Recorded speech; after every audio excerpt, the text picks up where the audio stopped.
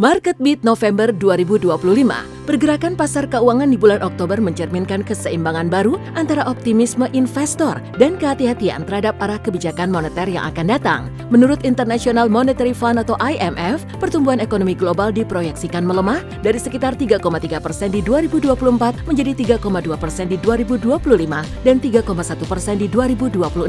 Kendati demikian, beberapa indeks saham dunia tetap mencatatkan kinerja positif selama bulan Oktober, seperti Dow Jones naik 2,43%, Shanghai atau SSEC naik 0,2%, Nikkei naik 16,6%.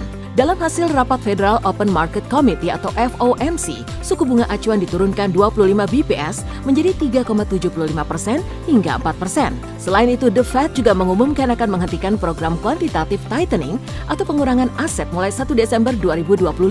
Dari pasar Asia, Sanae Takaichi resmi terpilih sebagai Perdana Menteri Jepang menggantikan Shigeru Ishiba pada 21 Oktober 2025, menjadikannya perempuan pertama yang memimpin negara tersebut. Secara ekonomi, Takaichi melanjutkan semangat Abenomics dengan versinya sendiri yang ia sebut Sanaenomics.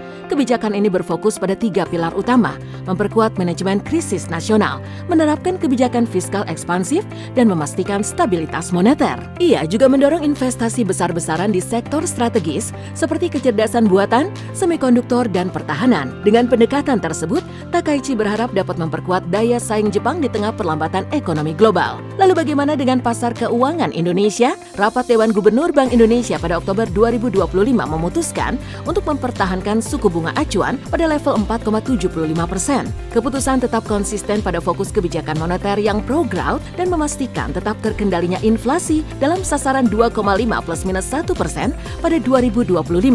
Selain itu, Menteri Keuangan Indonesia yaitu Purbaya Yudi Sadewa juga melakukan langkah-langkah strategis untuk mendukung pertumbuhan ekonomi Indonesia, seperti menyuntikkan dana 200 triliun rupiah ke Bank Himbara, tidak menaikkan cukai rokok pada 2026, menambah transfer ke daerah menjadi 693 triliun rupiah, menarik anggaran kementerian atau lembaga yang tidak efisien, memberikan insentif pajak PPh 21 bagi karyawan yang berpendapatan hingga 10 juta rupiah, dan kebijakan-kebijakan lainnya yang dapat membantu pertumbuhan ekonomi nasional.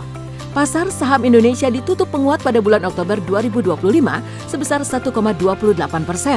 Sementara itu, dari pasar obligasi, imbal hasil obligasi Indonesia 10 tahun tercatat turun dari level 6,3% ke 5,9% pada bulan Oktober 2025.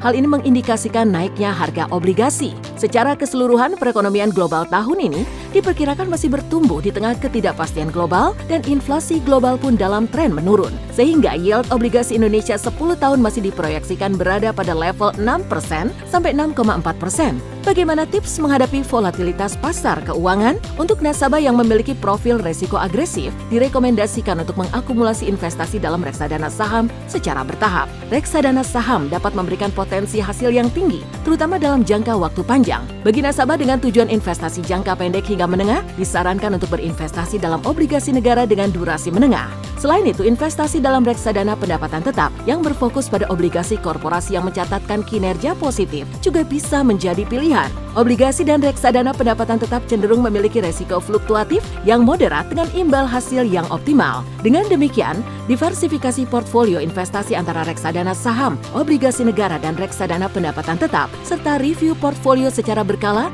yang disesuaikan dengan risk profile dan investment objektif dapat menjadi strategi yang baik untuk mengelola resiko dalam menghadapi volatilitas pasar keuangan.